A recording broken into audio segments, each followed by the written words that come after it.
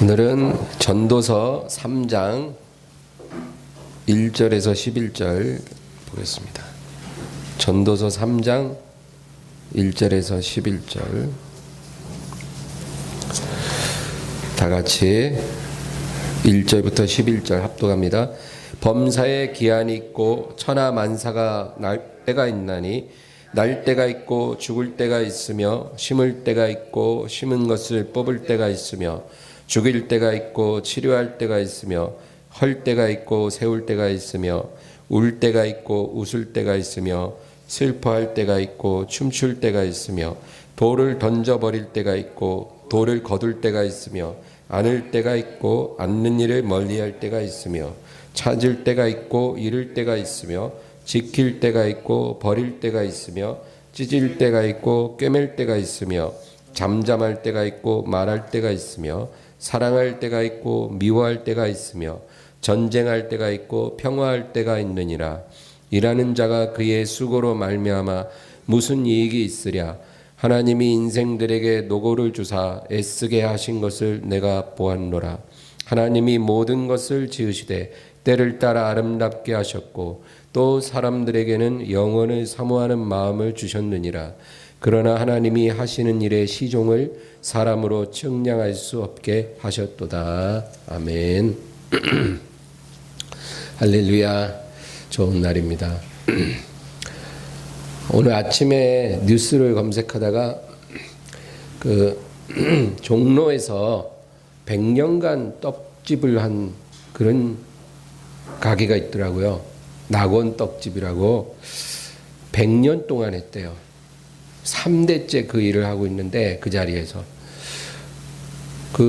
지금 3대째 그 가게를 이끄는 그 사장활 6.25 때도 지금보다는 잘 팔렸다는 거예요.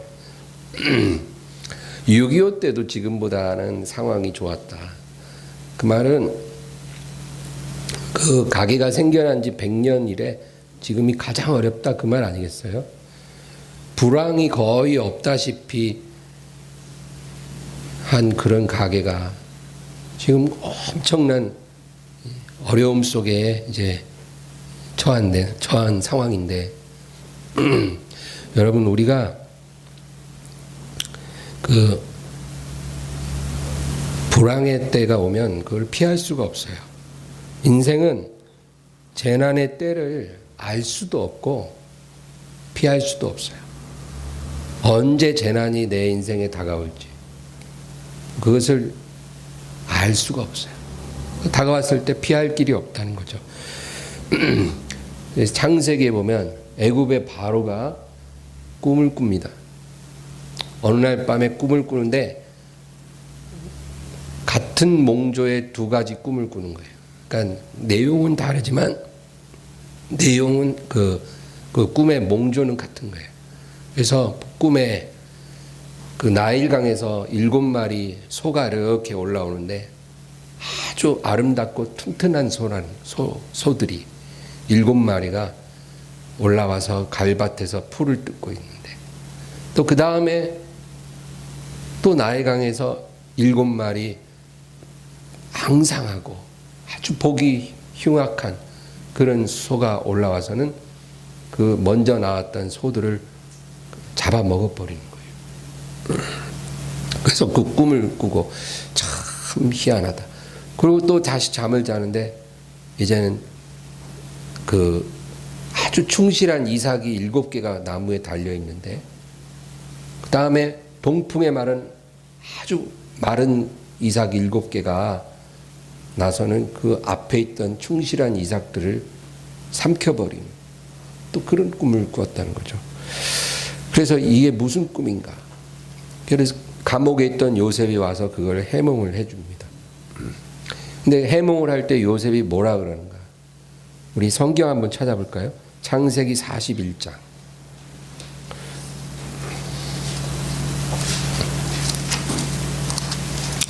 창세기 41장 29절에서 32절입니다. 29절에서 32절 합독합니다.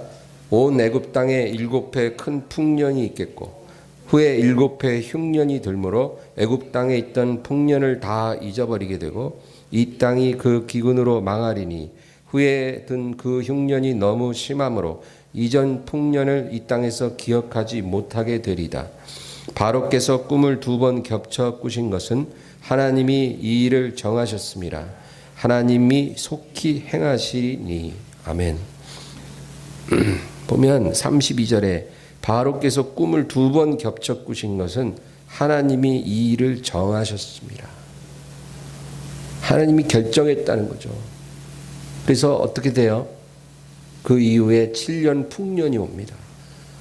엄청난 7년간의 호황이 오고 그 다음에 곧이어 7년 흉년이 오는데 이 흉년이 얼마나 극심한지 그 전에 7년의 호황을 전혀 잊어버릴 만큼 극심한 그런 흉년이 다가올 것이다. 그래서 그 7년 흉년으로 말미암아 온 땅이 망하게 될 것이다. 그거를 하나님이 정하셨다는 거예요. 그래서 여러분, 이 세상 만사는 하나님의 주권 속에 있다는 거예요. 그래서 오늘 우리가 읽은 전도서 3장도 그 얘기입니다.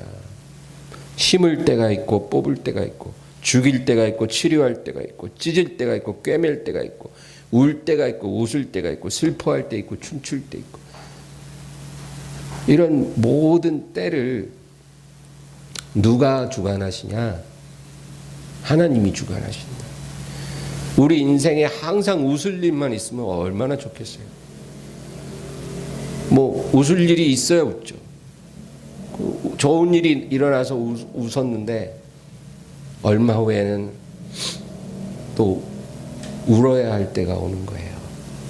그것도 하나님이 그렇게 행하신다는 겁니다. 우리가 정하는 게 아니고 하나님이 정하신다. 그래서 우리가 오늘 살펴보고 싶은 거는 그 왜 인생이 그렇게 올라갔다 내려갔다 합니까? 그거 다 하나님이 정하는 건데 올라가는 것도 하나님의 주권이고 내려가는 것도 하나님의 주권. 그 왜 그렇게 하세요? 심심하세요, 하나님? 근데 하나님이 각 사람을 그 다루시는 목적이 있어요. 저에게 향한 목적이 있고 여러분 각 사람에게 목적이 있거든요.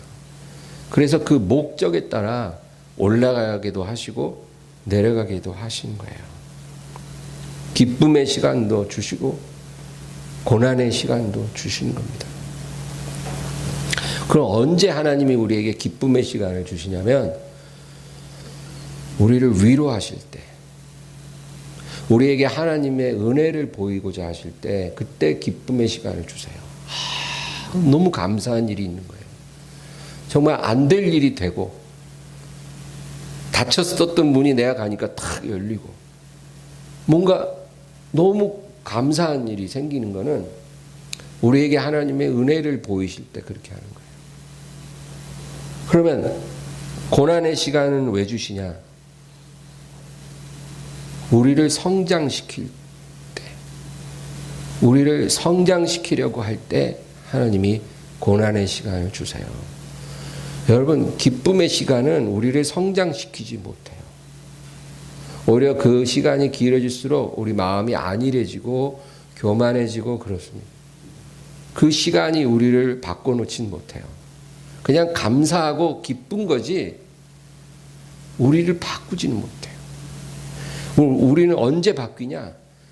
어두운 시간을 보낼 때, 그 어두움이 짙고 오래일 때, 그 고통의 시간을 통과할 때, 그때 우리에게 덮여있던 그 단단한 껍질, 그 절대 깨어질 수 없는 그 껍질, 다른 사람도 못 깨고 나도 못 깨는 그 껍질이 있거든요. 그게 그 시간에 깨지기 시작하는 거예요. 그래서 하나님이 그 껍질을 깨버리려고 할 때는 이제 고난의 시간을 허락하십니다. 그래서 여러분, 기쁨의 시간도 감사하고 은혜지만 그 고난의 시간을 주실 때는 우리를 하나님이 성장시키겠다 그거예요. 우리가 볼 때는 하나님 저 이 정도면 됐어요. 이제 클 만큼 컸어요. 이제 좀 편히 살다 가게 해주세요. 뭐 이러는지 모르겠지만 하나님 오실 때 우리를 성장시켜야 되겠다. 그럴 때 기쁨이 아니라 고난을 주셔요. 그러니까 여러분, 하나님의 사랑은 늘 변함없는데 하나님의 목적에 따라 기쁨의 시간을 주셨다가 또 고난의 시간을 주시는 거예요. 분명해요. 내가 왜 이렇게 힘들까? 하나님이 나를 성장시키려고 하는 거예요. 근데 성장하려면 껍질이 깨지고 그 바깥으로 나와야 되거든요. 그 시간이 다가온 거예요. 우리 성경 또 찾아볼까요? 전도서 7장입니다. 우리 아까 봤던 전도서 3장 그 뒤에 전도서 7장 1절에서 4절. 1절에서 4절. 다 같이 읽습니다. 좋은 이름이 좋은 기름보다 낫고 죽는 날이 출생하는 날보다 나으며 초상집에 가는 것이 잔치집에 가는 것보다 나으니 모든 사람의 끝이 이와 같이 됨이라. 산자는 이것을 그의 마음에 둘지어다. 슬픔이 웃음보다 나음은 얼굴에 근심하는 것이 마음에 유익하기 때문이니라.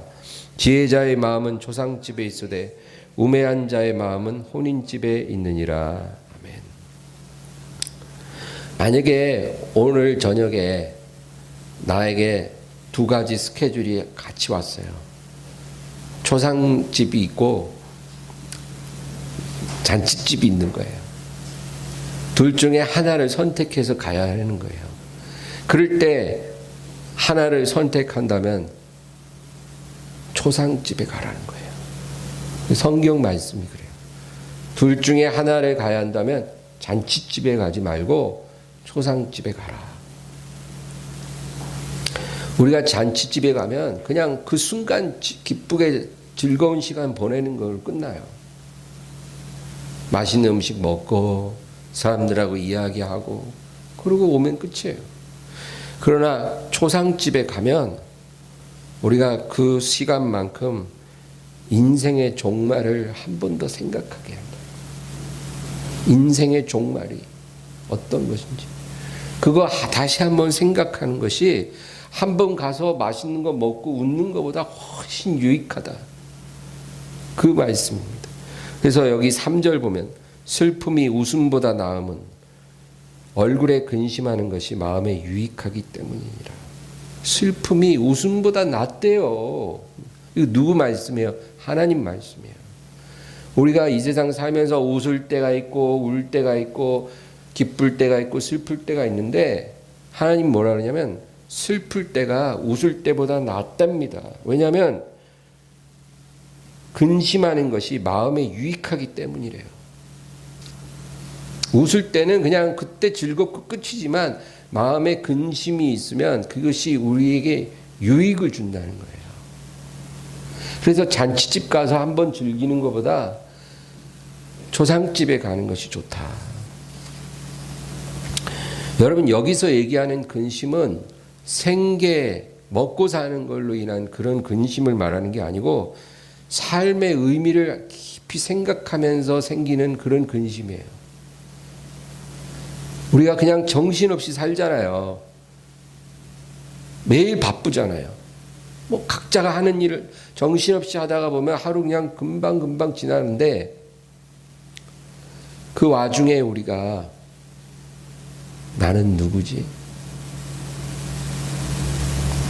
나는 어디로 가고 있지? 내 이 삶은 지금 어디를 향해 가고 있지? 그런 거를 한번 생각해 본다는 거예요. 그러면 마음에 착 가라앉으면서 허망하다는 생각이 드는 거죠. 이렇게 내가 열심히 살지만 별거 아닌 것을, 허망한 것을. 왜냐하면 오늘 내가 저녁에 내 동창 장례식에 갔다 왔거든. 초상집에 갔다 왔거든. 나랑 같이 뛰놀고 먹고 마시고 즐거워하던 그 친구가 지금은 세상을 떠났거든요. 그러면 그 친구만 떠난 게 아니라 나도 불현듯 심장마비로 죽을 수도 있고, 그렇죠? 갑자기 자동차 사고가 나서 죽을 수도 있는 거예요. 언제 죽을지 모르는 인생인 것을, 언제 끝날지 모르는 내 삶인 것을, 내가 무엇을 위해 이렇게 분주하게 하루하루를 무의미하게 정신없이 살아가고 있는 것인가? 내가 지금 잘 살고 있는가? 내가 지금 바르게 가고 있나? 우리가 그거 한번 생각해 보는 것이 그냥 먹고 마시고 즐거워하는 것보다 훨씬 나은 거라는 거예요. 고린도서 7장 10절 제가 읽어볼게요. 하나님의 뜻대로 하는 근심은 후회할 것이 없는 구원에 이르게 하는 회개를 이루는 것이요, 세상 근심은 사망을 이루는 것이니라. 근심이 똑같은 게 아니에요. 세상 근심하면 사망으로 가고요, 하나님의 뜻대로 근심하면 후회할 것이 없는 구원에 이르는 회개를 가져온다. 그래서 우리가 어떤 고난으로 인해서 힘들 때 여러분, 그 고난이 뭐겠어요? 뭐 몸이 아픈 고난도 있죠. 또 사업이 어려운 고난도 있고, 여러 가지 뭐 물질 문제, 인간관계 문제, 억울한 일, 많은 고난으로 우리가 힘들어하잖아요. 그럴 때 그 고난 자체에 짓눌리면 우리는 사망에 이릅니다. 절대 고난에 눌리지 마세요. 그냥 눌려버리는 순간 나는 사망이라고 생각하세요. 우리가 만약에 그 고난에 눌려서 믿음을 버리게 되면 우리에겐 영적인 사망이 오는 거고, 우리가 만약에 너무 힘들어서 아파트 옥상에 올라가서 뛰어내리면 육적인 사망이 오는 거예요. 영적인 사망이든 육적인 사망이든 고난에 눌리면 사망이에요. 그러면 안 된다는 거예요. 그리고 우리가 이 고난이 왔을 때 거기 눌리는 게 아니라 그 고난 속에서 삶의 의미를 생각해 보라는 거예요. 하나님 말씀이 그걸 얘기하는 거예요. 너에게 고난이 안 올 수는 없어. 하나님의 주권 속에서 너를 성장시키려고 하실 때 이런 모양 저런 모양으로 고난은 너를 짓누를 거야. 그럴 때 거기에 그냥 눌려버리지 말고, 사망당하지 말고, 그 고난에 눌릴 때 삶의 의미를 생각해.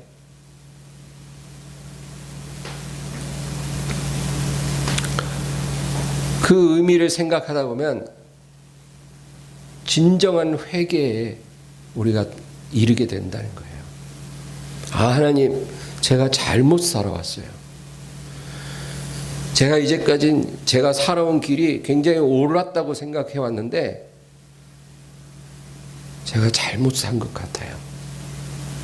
하나님, 이제 제가 돌이킵니다. 제가 다시 시작할게요. 우리가 이렇게 마음 깊이 결단하게 되면 그게 회개예요, 여러분. 진짜 밑바닥에서 깨달음이 와서 돌이키면 그게 진짜 구원에 이르는, 후회할 것이 없는 회개에 이르는 거예요.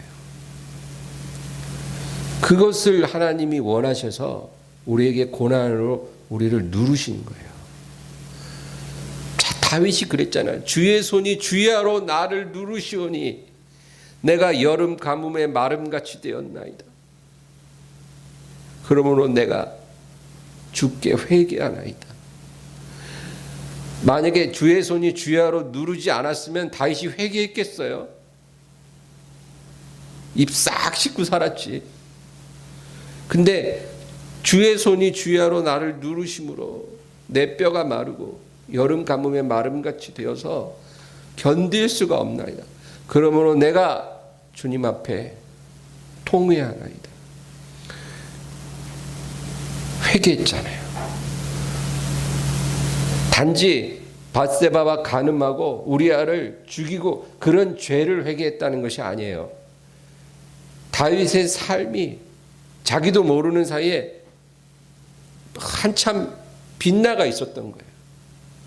다윗이 밧세바를 보고 음란한 마음을 품고 죄를 범한 것은 다윗이 이미 하나님으로부터 상당히 멀리 떠나서 잘못된 길로 왔기 때문에 거기서 발생한 하나의 열매에 불과한 거예요. 그건 그냥 하나님 뜻대로 잘 살다 갑자기 탁 죄짓고 실수하고 넘어진 게 아니라 근본적으로 영적으로 하나님과 멀어졌기 때문에 그런 결과가 열매로 맺힌 거예요.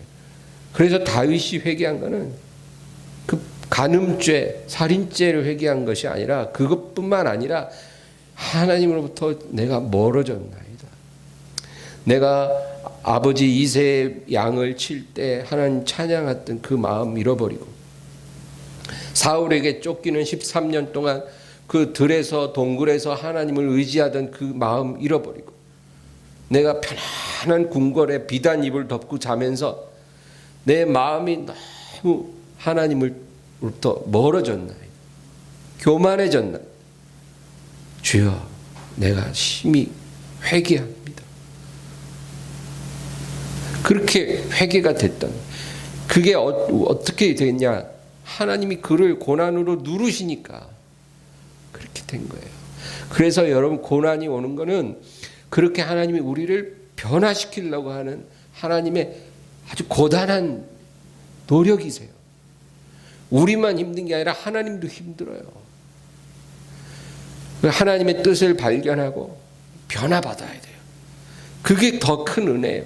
잔치집 가서 한번 즐거워하는 것보다 초상집 가서 인생을 생각하는 게 더 유익하다고 한 것처럼 여러분 잘 나가고 좋은 일 생기는 것보다 고난의 때 깨달아지고 회개에 이르는 게 더 큰 은혜예요.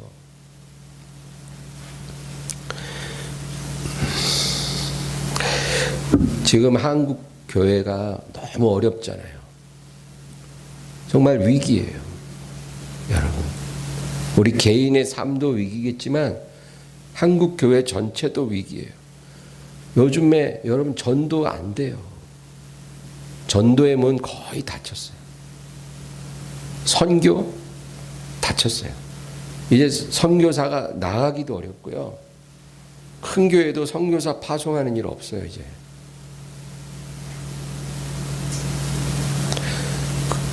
제가 호스피스에서 사역했었는데 그 호스피스에서는 매달 10군데 이상의 시설에 사람들이 나가서 호스피스 봉사를 늘 하거든요.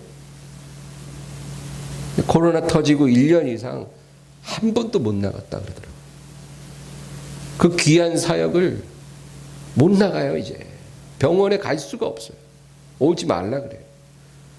그런 모든 귀한 사역이 다 닫혔어요. 교회에서 1년이면 수십 번씩 큰 이벤트 하잖아요. 여러 행사하고 뭐 그렇죠. 불우이웃 돕기 행사 뭐 하는 행사 다 중단됐어요. 교회 학교에 아이들 안 와요. 부흥회도 없어요. 이제 심지어 주일 예배조차도 이제 좌석수의 10%만 앉으래요. 원래 우리 교회도 10명만 앉아야 돼요. 근데 그냥 배째라고 그냥 가는 거예요. 뭐 잃을 게 뭐 있냐. 문 닫으면 닫으리라. 그래서 지금 아주 어려운 시간이에요, 여러분. 하나님이 왜 사랑하시는 교회에 이런 시간을 허락하셨을까? 우리 그거 생각해야 된다는 거예요. 아까 제가 개인의 삶 속에 고난이 왜 오는지 생각해야 된다 했듯이 왜 사랑하시는 교회에 이런 시간이 왔을까? 그거 알아야 돼요. 우연히 왔겠어요? 아니에요. 하나님이 이걸 허락하신 거예요. 한국 교회가 막 불같이 일어나서 막 교회가 더 막 늘어나고 성도가 늘어나고 막 그런 시간이 있었다면 지금은 문이 다 닫힌 상황이에요. 왜 이런 시간이 왔을까? 저는 이 상황을 주신 하나님의 뜻이 무엇인지 알 것 같아요. 지금은 교회가 뭘 새로운 일, 뭔가 진취적인 일을 하려고 하는 그런 시간이 아니에요. 그런 시간은 과거에 이미 있었고 이제는 그 시간이 끝났어요. 여러분, 우리가 하나님 섬기고 싶다고 영원히 마음대로 섬길 수 없는 거 아시죠? 하나님이 뭔가 우리에게 허락하실 때는 지금밖에 없는 거예요. 영원히 있을 것 같아도 딱 어느 시점 되면 문 딱 닫혀서 못해요 이제. 일도 밝은 낮에 하는 거지 해 완전히 저물면 못해요. 그래서 내가 지금 할 수 있는 일이 있을 때 열심히 하라는 말이 그 말이에요. 이 기회가 영원히 오는 게 아니니까. 내 앞에 지금 쓰러진 사람이 있으면 지금 그 사람을 구해야 돼요. 항상 선한 일 할 수 있는 기회가 막 내게 계속 주어지는 건 아니거든. 그러니까 지금 내 눈앞에 내가 도와야 될 사람이 있으면 하나님이 내가 하나님의 뜻을 이룰 수 있는 기회를 주신 거예요. 그 놓치면 안 되는 거예요. 지금 내가 건강하고 성령의 불이 아직 남아 있어서 예배 드릴 수 있을 때 하나님이 예배 드릴 기회 문 열어 주셨으면 예배 드려야 돼요, 여러분. 여러분 이렇게라도 우리가 카튼 치고 뭐 조심조심 모여서 기도하고 예배할 수 있는 거 영원할 것 같죠? 조만간 그 시간도 끝날 수 있어요. 만약에 그렇게 되면 그때 엠마오 교회 좀 자주 나갈 걸 그럴 수도 있어요. 하나님이 문을 열어주실 때 우리가 들어가고 닫히면 못 들어가요. 그러므로 지금은 하나님이 우리에게 원하시는 게 한국 교회 원하시는 게 뭘 하려고 하지 말고 이제는 너희 자신을 정직하게 돌아봐라. 뭐 열심히 헌금 내고 돈 모아서 뭐 하고 이런 거 이제 과거에 많이 했었고 이제는 내가 문을 닫았으니까 그거 미련 버리고 너희 자신을 보아라. 그리고 너희를 다시 세워라. 하나님이 그런 시간을 주신 거예요. 이런 특별한 시간을 하나님의 목적대로 잘 사용한 사람은 살게 되는 거예요. 영혼이 더 풍부하게 살아나는 거예요. 그러나 이 시간을 육체의 기회로 삼는 사람은 그냥 죽는 거예요. 이제 우리 앞에 갈림길이 있다는 그 말이에요. 기회가 되기도 하고 사망이 되기도 해요.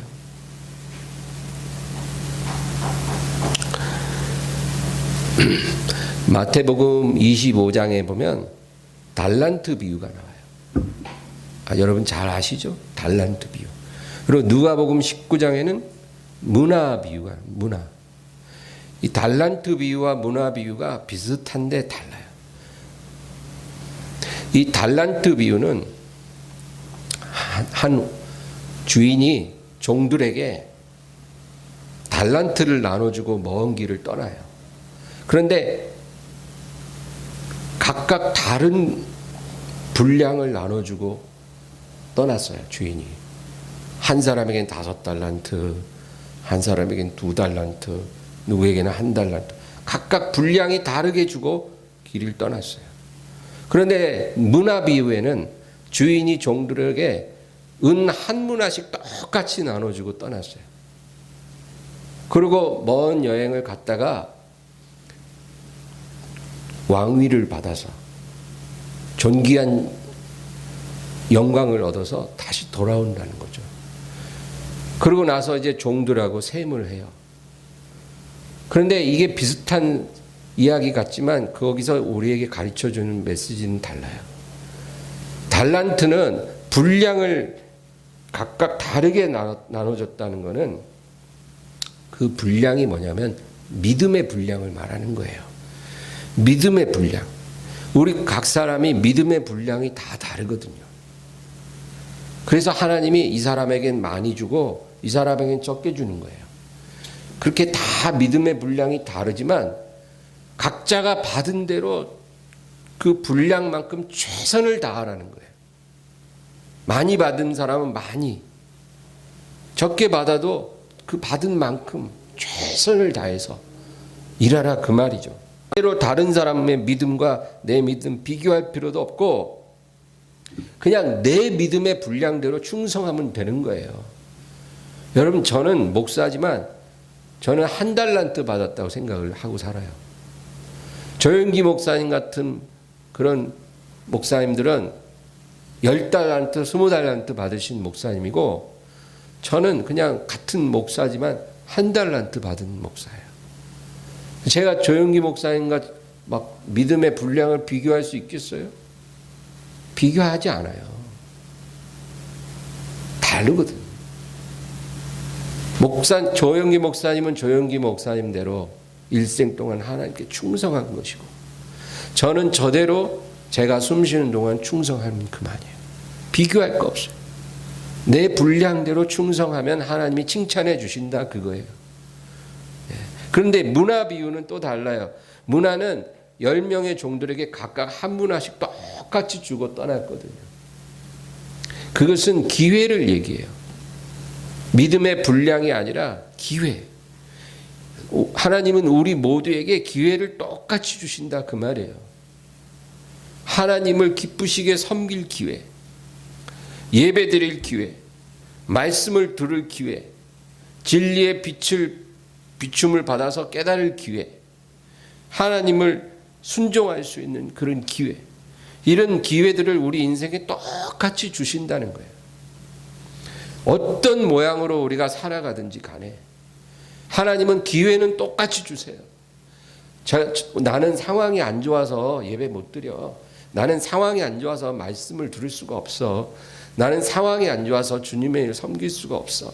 그렇게 말할 수가 없을 만큼 다 저마다의 환경 속에서 말씀을 깨달을 수 있는 기회 주시고, 하나님을 예배할 수 있는 기회 주시고, 하나님께 순종할 수 있는 기회를 주셔요. 가게 하는 사람은 그 가게 일을 하면서 하나님을 순종할 수 있는 기회가 있고, 직장 다니는 사람은 직장 일을 하면서 하나님께 순종할 수 있고, 사업하는 사람은 사업하면서 하나님께 순종하는 기회들이 다 주어지는 거예요.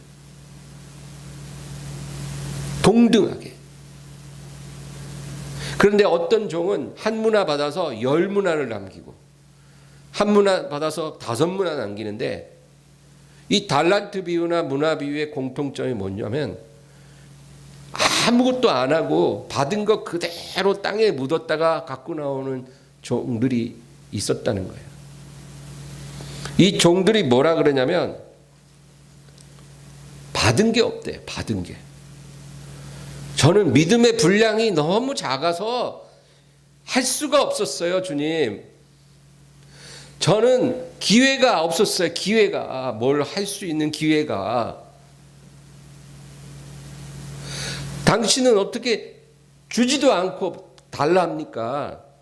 어떻게 심지도 않고 거두시려 하십니까? 뭘 주시고 저한테 바라셔야죠. 저한테 너무 짜게 해주셨어요. 너무 인색하셨어요. 이런 종들이 꼭 있었다는 거예요. 달란트 비유에도 있고 문화 비유에도 있고. 그런데 여러분, 우리가 아무리 그렇게 우리 자신을 합리화하고 변명해도 주님 앞에 서는 날 그런 모든 변명은 아무 소용이 없어져요.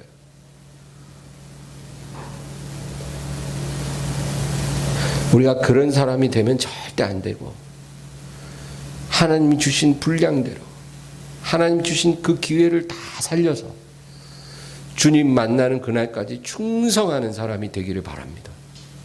네. 그런데 우리 한국 교회가 지금 너무 잘못 왔어요. 겉만 화려하지 알맹이가 없어. 하나님이 원하시는 열매가 없는 거예요. 입만 무성한 거예요. 열매는 없어. 그래서 하나님이 이런 시간을 주시는 거예요. 예배도 제대로 드릴 수가 없고, 뭐 아무것도 할 수 없어. 뭐 행사도 할 수 없고, 전도도 할 수 없고, 봉사도 할 수 없고, 모일 수도 없고, 아무것도 못해. 너 자신을 들여다보라. 그리고 돌아서라. 변화되라. 회개하라. 그 시간 하나님 지금 주신 거거든요. 이거 깨닫고 살아나는 교회는 살 것이고, 이 시간을 못 깨닫고 그냥 아이고 코로나 때문에 잘 됐네. 그냥 좀 쉬자 우리. 이러고 그냥 편한 거 안일하게 생활하고 세상 오락에 빠지고 그렇게 살면 결국 영적인 사망에 이를 거예요. 이제 주님 오실 날 가까우는데 여러분 우리 달란트 문화 비유 다시 한번 기억해보고 정말 이제 남은 시간만이라도 주신 분량 안에서 모든 기회 놓치지 말고 충성된 삶을 살기를 주의 이름으로 축원합니다. 우리 주여 간절히 한번 부르고 기도하겠습니다. 주여 할렐루야.